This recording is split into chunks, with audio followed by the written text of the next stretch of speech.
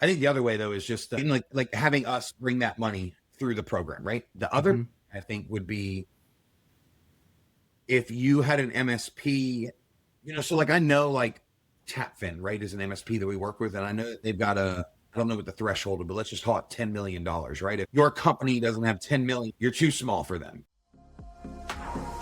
Welcome to Synchronized, the podcast that drives MSP growth from startup to scale up. In each episode, we dive into the topics that matter most to IT providers, such as automation, AI, service delivery, and profitability. Join us as we engage with experts and gain hands-on insights and practical advice you can directly apply to propel your forward.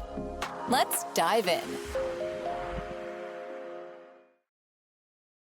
Hey folks, welcome to another episode of Synchronized. I'm super excited to be joined today by James Horne, Senior Director of Delivery at AxiomPath. We've got a fun conversation lined up today, talking about recruiting and workforce management, an area that I feel like has been just a challenge spot in this industry forever. Hard to find talent, hard to retain talent, hard to know who to bring into my org at the right time, depending on where I am at various sort of growth stages and parts of that journey. So really excited to sit down. James, thanks so much for taking time out of your schedule to chat with us here on the show. Absolutely. Good to be here, Brandon. Glad we're able to finally connect. I know, for sure. We've been trying to get you on for a bit. I'm excited to have you here. Before we get into the good stuff, just tell us a little bit about your background, your experience, a little bit about AxiomPath, and why you've maybe got some unique perspective to offer our viewers on this whole idea of recruiting and hiring in MSP world. Yeah, absolutely. So I think high level, AxiomPath, we're a consulting, advisory, and staffing company. I think what makes us super unique, it's one of the things that interests me about coming over here and joining the team, is the true consulting and advisory leg that we have. Our founder is an old, Oracle consultant, Deloitte consultant, so he brings that true consulting type of background.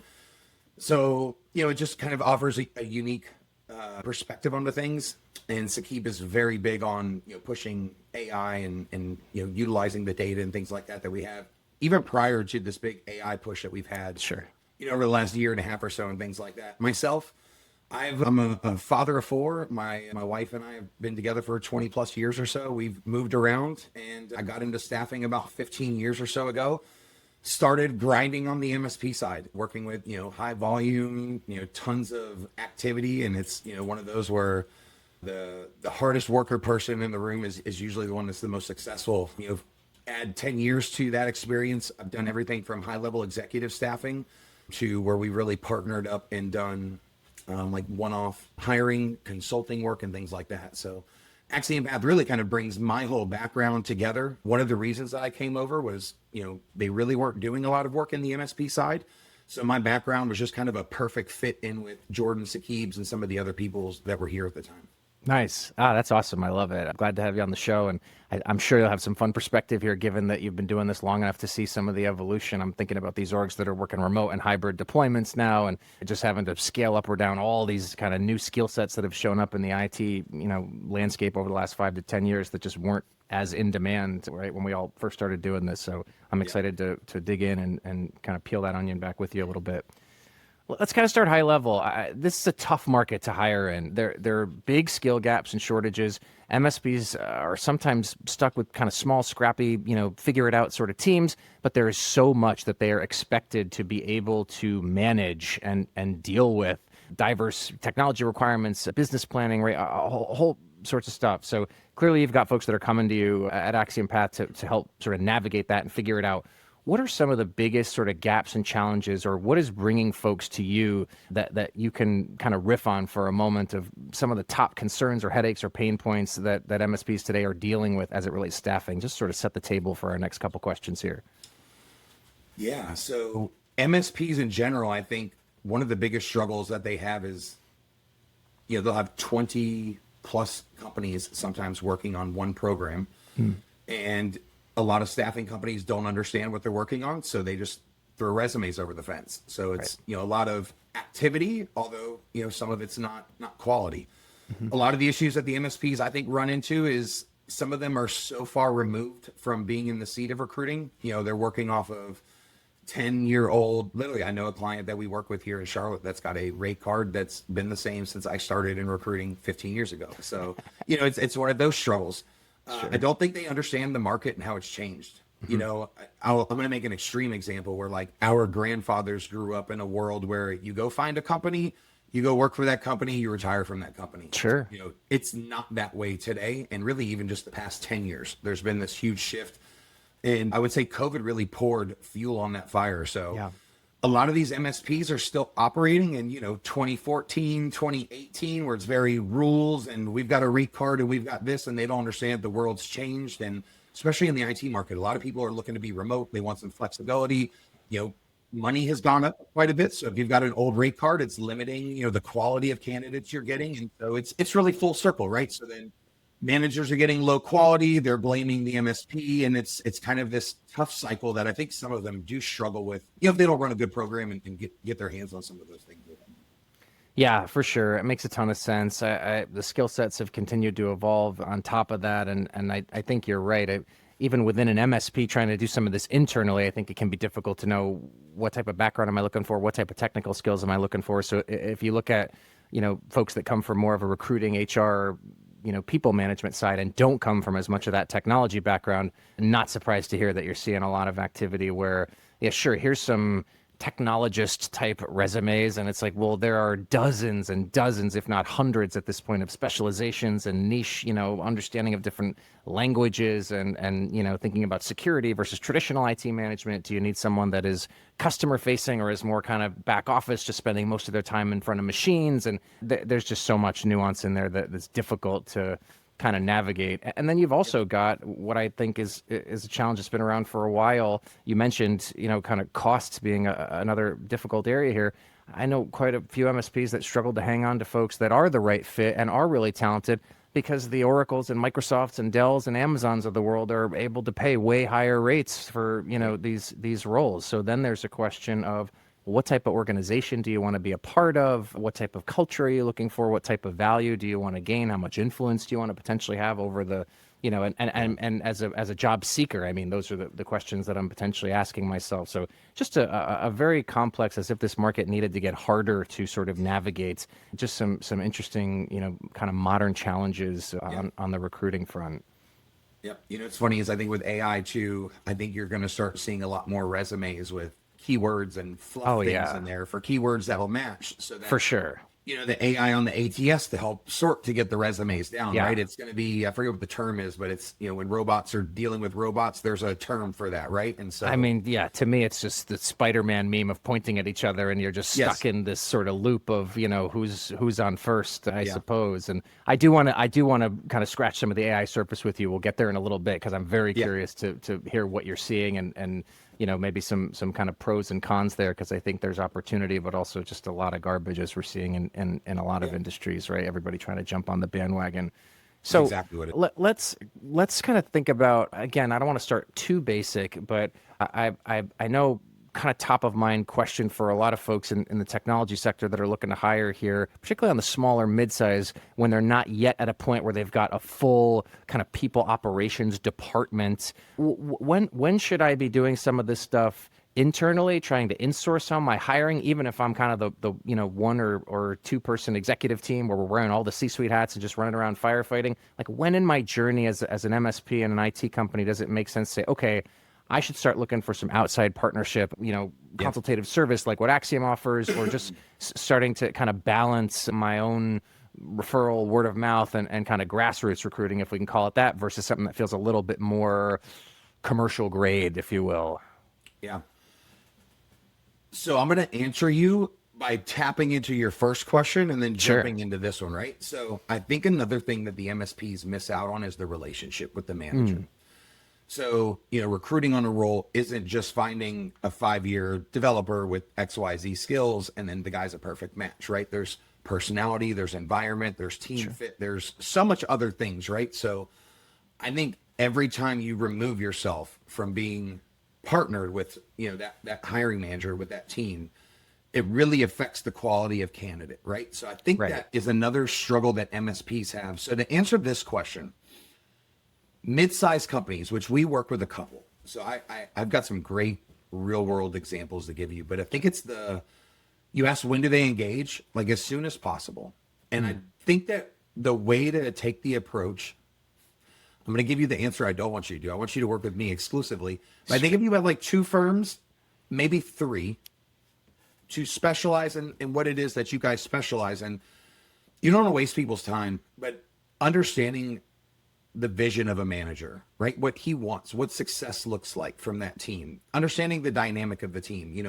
One of the clients that specifically comes to mind, we've literally staffed the whole entire team. Like, I know everything that goes on with that group, as far as from like a team aspect, personality aspect, almost to where the manager is just like, hey, I need one of these. I don't even need to hop on the phone with them anymore, right? Like, I'm so intimate with You've the got team the and rapport. understand what's going on. Yeah. So it's, those mid-sized companies, I think a lot of companies feel like you can just post a job online. My company name is fill in the blank, and people want to come work for me, right? Even small mid-market companies. And that's the, again, our grandparents, like, they wanted to go work for Ford and retire and have a pension for Ford. Today, it's, it's more of the technology. It's the team. It's those, I don't want to go back to an office, right? There's some things I'll flex on to stay at home so I can work from home with my wife and my kids and things like that, right? So it's those pieces, understanding those dynamics of the team. And some teams aren't that way, right? Some teams are very business. Bam, bam, bam, bam, bam. You need somebody who understands those things. So anyways, I think I've rambled, but get in touch with those people early, right? Build those relationships from the internal side. Have us understand what it is that you need. Understand the big vision too. I literally sat with the company on Friday of last week, and we mapped out like what they're hiring. I know this looks like chicken scratch to you, but we're like mapping out what his team looks like, because they were having struggles hiring. Sure. They didn't truly know what they want, and they had to realign their team to really position it so that the person they could bring in was the right person and for what they need, right? So it's, if you're working through an MSP, you don't know that. You're just throwing resumes and you get a feedback, oh, I don't like that this guy, blah, blah, blah, blah, blah, blah. Or this girl has this, and it's like shift, shift, shift. I should understand what's going on so much. 2 to 3 profiles were in the right realm, right? So it's that partnership with those things. What are some of the gaps that those small companies have? They don't expertise in recruiting. As dumb as that sounds, like, you're a software company, right? Like, you do software implementation. You work with the client. You're going to walk them through to make sure their implementation is perfect. Like, I want to do the same thing with your hiring side. The candidate and client experience is important, especially today. Candidates are interviewing clients probably more than the clients interviewing them at this point.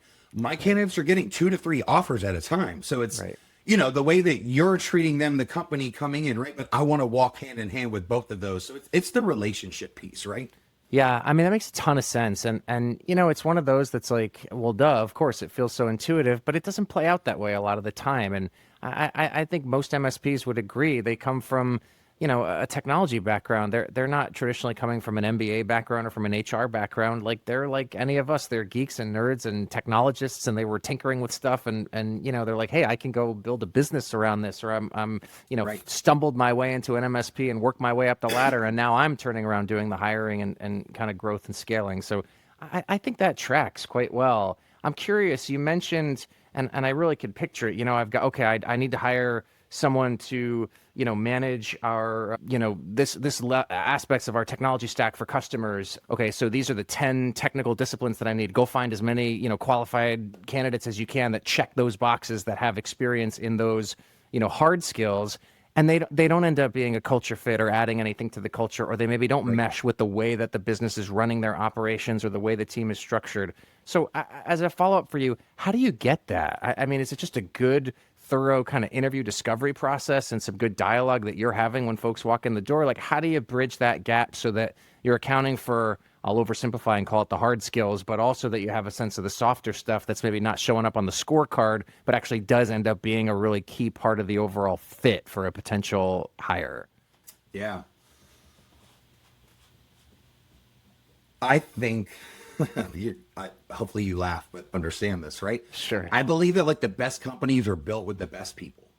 I think that those people believe in the same mission, and I think every company should have that same synergy and kind of energy that we have, right? So, like, I'm obsessed with helping companies find the right people to be successful. People are the core of what we do. And so that's where the passion, I think, is for like my side and things like that. So I don't know if it answers your question fully, but when we're talking to people, it is, we're almost obsessed about trying to figure out what the right profile looks like before we go find the people.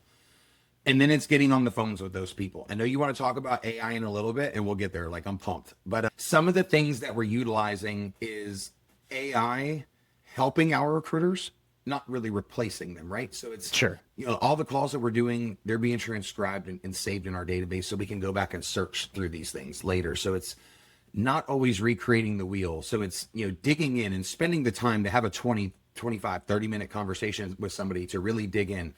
There's two sides of it that I want the recruiters to understand when we're sourcing. Not everybody is going to be the perfect fit for every single role, but everybody has a role out there. So interview them for the position that we've got at hand, but also interview them for what's the best position for them so that we can go, a lot of our fills that we get are from relationships that we have where we talk with somebody and it's like, Brandon's not a fit for this role that we're talking about, but Brandon, I know somebody who could use your background. Let me reach out to manager and get him in front. So it's that relationship piece. It's digging down deep. It's not just screening to submit, but it's working through, again, right, the process piece, right? It's getting that candidate to start thinking about, if I'm married, does my spouse know I'm interviewing? Like, if we have to reload, do we have kids? Like, think about those things before you get to those stages, but walking through them. Reason why I want to go that in depth, though, is I want to hand my client a full package. I want them to have everything. I want to know everything. I don't want any surprises. And we kind of continually do that throughout the process. So it's not just a, 20, 30-minute interview up front and then just kind of booking interviews, but it's prepping them for the interviews. Both sides, candidate and client, right? Debriefing both sides, making sure that things are meshing and mashing and, trying to push process along and things like that. Yeah, for sure. And there's kind of two things I'll underscore on that. Number one, in your case, it makes a lot of sense in particular because you're trying to build long-term relationships with your clients, right? You want folks to want to come back to you. And like you already gave an anecdote earlier of like, hey, I know this company so well that, when they're ready to open up a new role, I already have a really good sense of what type of candidate profile is going to plug really nicely into that organization. So there's good incentive for you to do that. I also think there's really good incentive for MSPs to do that, and it might not be such an obvious thought, but so much of this business is based on relationships and trust and accountability and transparency. And I'm kind of thinking about an MSP, the way they interact with their customers and kind of, SMB clients that are out there. I mean, you're living and dying with your ability to, establish that foundation of trust and have transparency and, to not have one little slip up be the end of the partnership. And that's a hard kind of hill to climb and an easy one to tumble down if you lose a little bit of that kind of equity. I think a lot of folks appreciate that as it relates to their customers, but probably don't look at their internal org through that same lens. You want to apply the same sort of TLC that you do trying to deliver this white glove customer service, and you want to treat your own organization as one of your best customers and put the right effort and attention and care into it so that you are attracting the right type of talent, taking care of those folks, growing those folks. And of course, people that are, you mentioned, kind of corporations being built up of people. Of course, it's a, it's an old adage because it's a true one. And I think this idea that the more you give and the more you invest in these areas, the more you're going to get out of these folks. And they're not just kind of doing 9 to 5, checking the box, but they really want to see the business succeed. And that's so critical in this market because it is kind of cutthroat and it is competitive. And you can't just kind of coast as an MSP and do okay. Like you've got to constantly be in it and giving more and digging in deeper to boost those margins, focus on automation, better service delivery. Again, AI looming, security threats overhead, kind of threatening all of that. There are just so many plates to spin simultaneously. So I don't think we can understate the importance of not just looking for technical acumen, but to really kind of as an MSP ask yourself the hard questions of, hey, the most successful folks we have today, the top talent that we have in the business today, what's in their DNA as a professional, and how can we sort of quantify that in a way that allows us to work with somebody like you to go get more of that, coming into the organization? Right. Yeah, I totally agree with you. All right, we're dancing around AI, so let's hit it. I'm really like curious. We're all exploring it. We're all playing around with it. I think HR has been a little bit ahead of the curve, arguably, before everybody had ChatGPT and was going nuts because ATS systems have been around forever. All these little scanners that are saying, oh, we've got these keywords in there. They fit, 6/8 of the job description you posted. That stuff is not new. I think it's probably getting supercharged by LLMs and all these new models that are out there. But I'm just super curious. What are you seeing out there? What's maybe, if this is not too broad of a question, what's just like some of the good, the bad, and the ugly? And if I'm an MSP trying to focus on recruiting in the next couple of months, what are some ways that I can maybe capitalize on some of these, shiny new tools that are out there without just, digging myself in a hole and making things even worse by just having ChatGPT write all my job descriptions and say, yeah, this is good to go. I'll just post it out and hope somebody applies and stuff like that. Yeah, man, it's so, how do you peel the onion back, right? Like Yeah, there's it's so a big many one. ways to go. And then of course, like you mentioned, ChatGPT hit and everybody is .ai now. Everything is blah, blah, blah, blah, blah, .ai. I think first you have to just understand that we've been talking AI. I'm going to say 10 years. I don't know if that's the right number, right? But like AI has been around. Automation is truly what it is, like RPA automation, a lot of those things. I've gone to some recruiting conferences and you're right, like HR has been on it, right? Like we're going to onboard this person, we hit start and it this package that we already built sends it out. And as they fill it out, like it updates everything in their profile, like AI, whatever, cool. I've been testing tools out for like a year and a half or so now. I would say that one of the things that I love about Saqib is him being a technologist at heart. He wants to push that side and not have us stay stagnant, which is great. I think one of the issues I see right now is a lot of the databases that are starting to use AI, the ATSs on the recruiting side, is they have a ship and they're putting AI on top of it, which works. But that's really like data analysis. They're really not doing AI. Maybe they're doing some AI, but it's not really. I'm waiting for somebody who basically creates like a database just to store data and puts like an LLM on top or, a GPT on top, right? Generative AI so that it interacts with everything and understands what we do. Like if I get an email from a candidate, it should just know that goes in my ATS that's uploading that person's profile. Boom.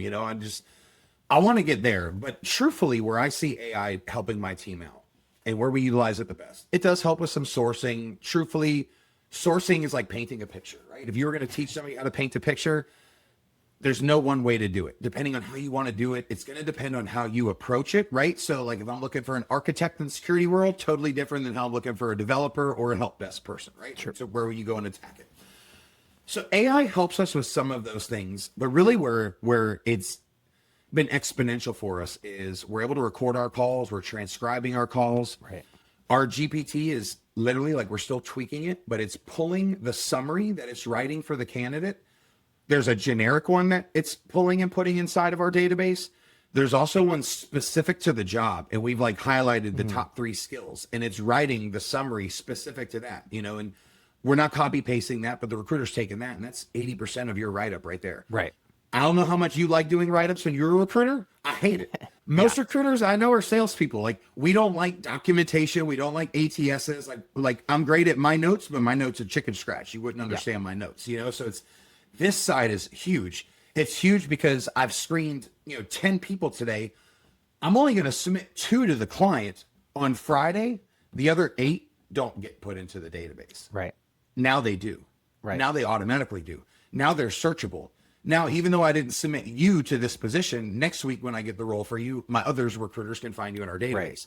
Right. That's really where the AI side has really been able to help us out with that. Really being able to speed things up, make our recruiters really be more efficient on that side. My recruiting manager and I were talking, and she's like, you know what the smallest, biggest advantage that we had was? And I was like, what? She's like, we don't have the dumb typos of like misspelling words anymore. And it was like, for sure. Yeah, you're right. Like, little stupid things like that, like just those little things, right? So it's speed, it's all in that realm. The cons. I don't think you can automate our job. Sure. Our product is humans, right? We're recruiting when we get people. to that point, we're probably in trouble. We're probably in some sort of Skynet scenario. I would agree with you. I don't think we can automate the human part of this. Skynet's live, but we talk about like Wall-E. My wife and I joke that like we're going to be there soon, right? With the VR stuff. And we'll be laid back in the big chair, right? Floating around terrifying. The pool. Yeah. But, so you trusting your career, you probably want to talk to somebody that you can ask questions about the company, the manager, the team, those things, right? Walking through the interview. we're still dealing with people who are dealing with people. So I don't think you can eliminate the human aspect, but it's exciting to see what AI can do to help those transitions be more seamless. But even with that said, I still think the best companies that we work with, the best business that we do, are the ones that we have great relationships with. Yeah. So the AI can help us, but there's going to be nothing that would take away from the face-to-face time, the sitting down with the time and things like that. I agree, and I hope that doesn't change anytime soon, frankly. And the speed and efficiency is huge as well. I think there's a distinction between cutting corners and sort of being lazy by offloading some of this stuff to these modern tools, and instead recognizing, I mean, the typo stuff is a silly example, but it also is a real one that tracks. And the idea of, hey, if I'm going to talk to 10 people today and have 10, 15 to 20 minute phone screens, I'm then going to add a 3x multiplier on that to go back through my notes, clean up my chicken scratch, put them in the ATS, figure out who I'm going to send forward, who I'm going to, hold or reroute elsewhere. And if you can not necessarily outsource that entire process, but speed it up to have those notes kind of collapse down. I'm also interested to, I think one of the challenges in just constantly hitting the phones all day, every day, and being in these sort of recruiting roles is just some of the bias that comes in from like the first person I talk to versus the last person I talk to at the end of the day when I'm tired and just ready to get the heck out of here. And, I think in some ways, I think AI can add bias and has some challenge areas to work through. But in other ways, I'd like to think it can also help offset and bring a little balance to some of these areas where if you're putting in the right input, it's consistent, exactly. And if you're putting in the right inputs in terms of what we're looking for, what skills are important to us, I'm hopeful that you'll get a more consistent, clean set of outputs that can, kind of just give you a more objective view of kind of where you want to go from here as a next step. Again, not objective to the point that I want to remove the human element, but just to maybe check some of my own ego and opinion at the door and almost use some of these tools as like a sanity check or a second set of eyes in addition to, some of the kind of speed and efficiency gains that we can get. So this area in particular is really fascinating to me in terms of how AI can potentially help, improve it. I think it's, I don't know, maybe it's just a personal opinion, but it's just a little bit more interesting to me than some of the other kind of AI bandwagon buzzy, markets that are trying to get on the bus right now. No, I totally agree with you. I think, knowledge is power. I think data is key. And like I said, recruiters, salespeople were terrible at getting our data into the system. Right. But I think that this could help. Here's an example of what we're doing, right? We've got somebody that we're working with. Really, like I said, we've got a consulting side who's working on AI and trying to implement the first bot that we're building is our own bot. So that I had a new guy start 2 weeks ago. He was working on a position last week for a client of ours. And I told him, I said, hey, we've worked on this position 4 or 5 times. I know we've had like 8 or 9 people. Go in there, look through the notes, go find all the interview notes and put everything together. 30 minutes later, he was like, James, like I found 2. I thought you said a lot of people interviewed. Well, some people didn't put notes in the system. They didn't put it under the right note type. Right. But the chat bot that we built, that we demoed, looks through it all and brings it all right up there. And it's got the link where you can click and it brings you right into the profile to see everything. But we were talking about reading through interview notes. Literally, just like ChatGPT, we asked it, can you help me find interview notes for this position with this company? Enter, and then within 30 seconds, I have everything I need right there. So it's, speed to market is huge when it comes to stuff like that, right? So, for sure. And it just allows you to do this stuff faster and a bit more, scalably as well, in theory. I'm curious, before we kind of move off of AI, the other side of it, the kind of applicant side of it. I'm not doing a tremendous amount of hiring right now. However, I still have seen so many just very clearly, overtly, like ChatGPT wrote this resume and is kind of adding a bunch of fluff and filler here. And, I'll take the job description and I'll put it into GPT and say, hey, write me a resume. Here's my LinkedIn profile. Write me a resume that really makes me look like I am just the bee's knees and that you would be, a fool not to hire me for this role.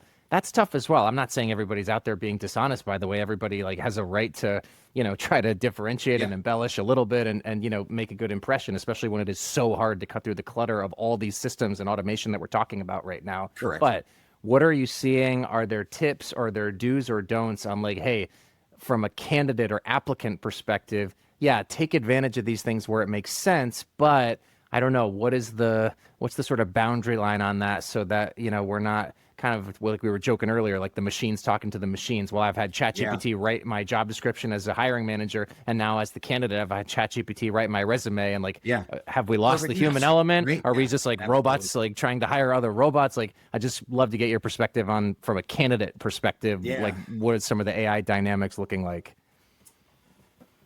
So I think if you back out a little bit and take AI out of it, you've had candidates lying on their resumes, embellishing resumes, and if I could say fake candidates, right? I think you know what I'm talking about, right? And so I think when you see all those buzzwords on a resume, you really have to be super cautious. Yeah. So when I'm writing my Boolean string and I'm pulling profiles, when you see that every single keyword is on there and it's on there like 17 times, like I know what they've done. So it looks a little too good to be true. It probably is. Realm.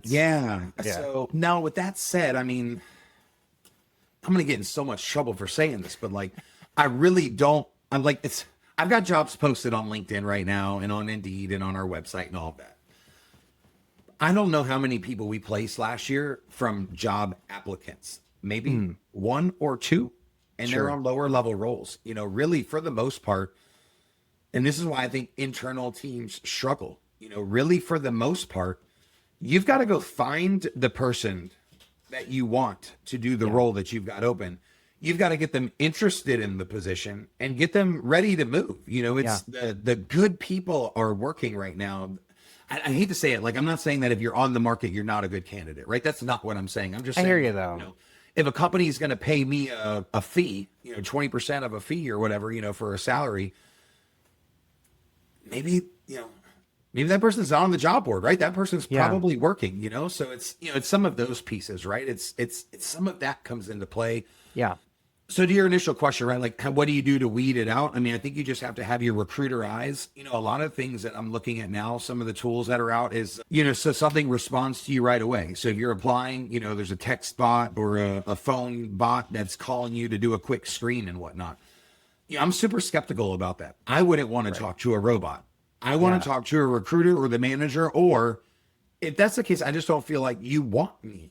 Right. Like, I'm just another number. You've already lost that human element right out of the gate. And I'm sure it makes us all feel good and really stokes the ego to be, dismissed from a phone by a robot. bot. Yeah, exactly. To be told that I'm not good enough by some automated dialer. Yeah, that'll really give me a boost of confidence that I need.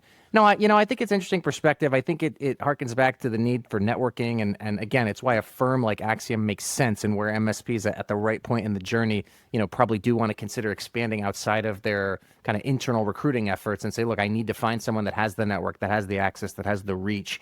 Some of the kind of trajectory that you're describing, to me, resonates in sales as much as it does in recruiting. Yes, inbound marketing is still important. Yes, SEO is still important, but it is harder than ever to just post a bunch of stuff and hope that if you build it, they will come. And all these prospects are going to magically, form a line around your front door down the block. And, everyone's going to be saying, shut up and take my money. You have to get out there and, find the right prospects. You've got to be attending, events or meetups or doing some blend of outbound marketing to complement the inbound tactics that you got running. I think recruiting is, and probably already has reached a point where, that two-way motion is now really critical in a way that maybe 5, 7, 10 years ago, you could just post a job and get, a pool of largely qualified, largely the right applicants, and then you'd kind of be on your way. And in the same way that a lot of modern marketing and sales has just been sort of saturated with a lot of these things that make it harder to, sift out what's good and what's not. It seems like recruiting is hitting a similar kind of inflection point where you've got to go get it. You can't just kind of hope that it's going to come to you, right? Yeah. Yeah, I'd say it's one of those services that, not everybody needs it, but when you need it, it's one of those things that it's worth it, right? Yeah. All right, cool. I've got one or two more concepts I want to chat with you about, James. You had mentioned something to me before we started recording here that was kind of this concept of what I think you called an elastic bench, which I'd love to just have you riff on for a moment. To me and to our audience, the idea of elastic computing, being able to add and remove resources very quickly from a technology perspective makes a ton of sense and is very commonplace. I don't know that the average MSP is thinking about this idea of elasticity from a workforce management perspective, and the idea that I can, really quickly spin up or down human resources to meet some of these needs. And based on so much of the stuff we've talked about, it's so hard finding the right talent. It's hard hiring and retaining the right full-time talent at proper rate. All of that, to me, that this all it sort of culminates to this idea of, well, is there a different way to approach this? And do I actually want to think about it in a little bit more of a, let's quickly scale up or down what we need to keep us moving forward and to maintain that momentum and that inertia, rather than trying to have, some 8-year business hiring plan in an industry that changes every 8 weeks, let alone, every 8 months. So talk to me a little bit about this concept of the elastic bench and how you guys are doing that to kind of help gap fill within, some of the MSP clients that you work with. Yeah. So I'll say this first. The truth is, when I first heard this term by one of my old business partners, I hated it. It was like, Sure. I was a recruiter. It was like flexibility and staff up, down fast. Like, that's not scalable. There's no consistency there. I had a very limited mindset. So it's completely grown on me. It's something I've completely embraced. I need Sure. to, right? So Sure. one of the things though that, and this is why I think it's really effective, is like you said, elastic, technology, elastic side, right? Like you can pop in, pop out very easily. I haven't done it successfully with MSP yet, but with of our other clients, they don't need a resource for 40 hours a week for 6 months. Right. They might need them 40 hours this week, 40 hours in 3 weeks, 20 hours this week. Like, it is flexible. A lot of the relationships that we build, one of the things that we're talking to is if people are open to project work and things like that. It really, I guess maybe the best way to say is other staffing firms that I've been at, they've been staffing firms that did staffing that we called consulting work, whereas we truly do consulting work here. We've got people who are on our bench. We've helped build out OCM practices and things like that. So we've got onshore, nearshore, and offshore teams. So the elastic bench is really flexible for you, the hiring manager. So I think it takes out these locking in terms where it's this like feel of like, I've got to guarantee this person 40 hours and I have to guarantee them, 3 months or 6 months, or they're going to want to convert full time. Like, I don't want that dynamic, so there are people who want to pick up projects and do things, it's flexible, it's elastic. So sometimes it's night work, sometimes it's part-time work, So it's flexible, so what you need today might be different tomorrow. And it's not just from like a technology standpoint. I've got some clients that I've been able to help spin up some of our recruiters to, like a contract recruiter, when like a bigger program would call like an RPO, right? It's only one recruiter, so it's not an RPO, it's just a contract recruiter, but it's 20 hours here, completely dedicated to you, and use him however you need him to do, kind of a thing, or I shouldn't. I love this concept for MSPs, and I'm really curious if we start to see this take off and really become more commonplace. We talked already, I won't rehash it all, but just the sprawl of technology, all these different configurations and requirements, the fact that business needs are evolving, that if I lose a couple of big customers, maybe I'm in some hot water from a revenue perspective. A lot of MSPs are still kind of stuck in an 80-20 world where big chunks of their revenue are coming from just a couple of logos. And those are, those can be kind of rocky places to be in. For me, you mentioned project work was one of the things that popped for me when you first started mentioning this. Maybe I'm an MSP and I've got a customer that says, hey, can you come, help me? I have a desire to, up-level this part of my business or this part of my IT infrastructure. Maybe they want to implement some particular technology. I don't know that I have a great example off the top of my head, but just something that you as an MSP do not have deep expertise on in your full-time roster. You don't want to say no to that. You don't want to say no to any opportunity, particularly if it's something project work or billable hours or something that you can get a little bit of extra gravy on outside of a normal, managed services recurring revenue contract. And if I can go get somebody on for the duration of that project or for a dozen hours a week or whatever I need to be able to say yes to that, and then they can kind of roll off and still be maybe, on tap or on waiting in the wings if we have more opportunity to work together later. That to me feels really compelling, and it feels like an opportunity for an MSP to be able to say yes to a lot more and to be able to have a much kind of potentially wider and deeper sort of breadth of offerings and capabilities without quite literally bankrupting themselves with what it would cost to go, assemble a full-time kind of roster of all of those different competencies and talent. So it's not something I've run up against a lot working with MSPs and IT shops. I'm curious if I'm just not seeing it and is happening out there, or if it feels like maybe a slightly newer kind of mindset for this particular industry. But to me, it feels like, other than some of the potential disruption of like, well, how do they plug into your operations? How do they understand what it's like to work with your company? Like, of course, there are some challenges of trying to quickly plug in and hit the ground running in an organization that you're not a part of necessarily. But, assuming that can be navigated through, it feels like huge potential for organizations to be able to offer more and to, constantly have the skills that they need at that point in time, while still being able to stay nimble, not cut too heavily into their margins, and keep overhead manageable, and really critically, just sort of keep up with what's happening in this industry. That is like one of the biggest challenges that these folks are facing, in my opinion. It is just so hard to forget about stay ahead of the curve, just to be on the curve nowadays, and to kind of keep up with, the latest and greatest. I'll oversimplify it. I wonder, I think about, as you're saying it, I've never thought about it from like the MSP side, right? For us, it's how do we service our clients and things like that. I think there's maybe two plays off the top of my head for like an MSP. One would be, I don't run that contract work through the MSP. We write an SOW for that. That money is outside of the MSP. It's not a lot, right? If it's flexible, it might be 3 months, and it might be 40 hours for 3 months. It might be 20 hours for 2 months. Like, it's not a lot of money, but like one brick. Next thing you know, you have a house. So maybe an MSP would think of that, right? If there's a client that's scaling up, or maybe they're smaller mid-market, that's really where you see a lot of it, right? Like Bank of America can find 40 hours for a developer who's good any week, but a mid-sized company might only have 30. Right. Even more important to them, right? So maybe an MSP's play is, hey, we understand your need. Because of the partnerships we have, we can provide people.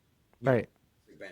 I think the other way, though, is just like having us bring that money through the program, right? The other, I think, would be if you had an MSP, so like I know like TapFin, right, is an MSP that we work with, and I know that they've got I don't know what the threshold is, but let's just call it $10 million, right? If your company doesn't have 10 million to spend, you're too small for them. You're not big enough for them. Like I said, I'm totally making up numbers. Sure. But, maybe if you had 3 or 4 companies that had a $2 million, right, you could package them together as a program that like a partner like us would want to partner with you on something with that. Sure. 3 or 4 companies inside of a program giving you that kind of rec flow you need. I don't know. It'd be interesting to see and hear, because part of it is, I think why it works for us is we're small, we're agile, so we're really able to be flexible. Right. So, the MSP would need that. And I know that a lot of MSPs, it's a lot of tape, a lot of yellow tape they got to work through. So some of that, but there's definitely money on the table, which honestly, the beauty of the Elastic Bench is that it leads to other business, Right. That's right. Hey, we need to kick up this project, and then, hey, it looks great. We've got the architecture in place. I need 3 developers full time. Right. Right. So. Right. And then we can maintain and provide additional service and maintenance on that, depending on what it is. And then it and that, it's what I like about this is there are parts of what we're talking about that feel a little bit new and different, but there's a lot of it that, is very, feels like home for MSPs, right? Let me get a foot in the door with the project. Let me do a little bit of billable work, show you what I can do. And then we'll talk about a contract. Then we'll talk about something a little bit, longer term kind of retainer or more of an MSA. So some of this stuff is not at all far from home as it relates to some of the other components of, technology operations and a business. But again, I just think recruiting and HR, not unlike sales and some of the other kind of external facing parts of the business, those are just not second nature to a lot of these folks that we work with. Right. So it is really interesting to be able to connect some of these dots of like, you're already doing this really well over here. Let's just think about how it might apply to another, aspect of your business that is ready to kind of grow and mature. Well, this has been awesome. I really appreciate all your perspective, James. I think we've talked a good bit about kind of culture and sort of understanding the mindset of good, recruiting and sort of, I imagine part of your role is to, obviously you want to get the repeat business, you want folks to come back with you, but part of that is also helping them help you and helping clients understand what good recruiting looks like nowadays. As we kind of wind down, I'm curious, not to put you on the spot, but any just sort of parting words of wisdom or final thoughts specifically as it relates to like what's my mindset and mentality as I start to think about scaling recruiting, whether I'm insourcing or working with a partner like you. Like what is sort of the evolution of my thinking as I go from being small and scrappy and post a job and hope somebody finds it, and how do I sort of mature my own thought process around what great recruiting looks like, knowing that is one of the key drivers to really scaling my business and growing this thing over the next however many years. Yeah. If I was a end client, I think culture is so important. Mm-hmm. I think the environment that you create is extremely important. I know we talked a little bit about like servant leadership, right? When we had talked the first time. I don't know if this is the answer for them.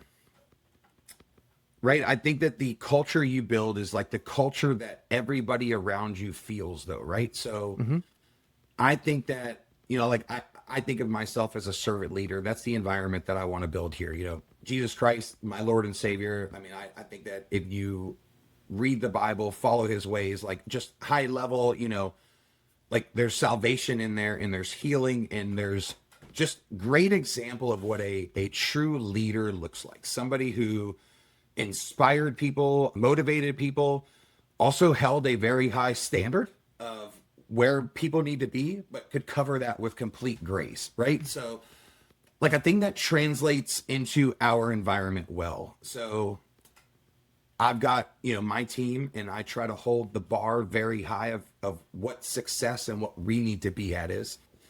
Knowing we're in a team and we're people, right? Life and things happen, right? You just cover it with grace, but everybody needs to shoot for the top level bar.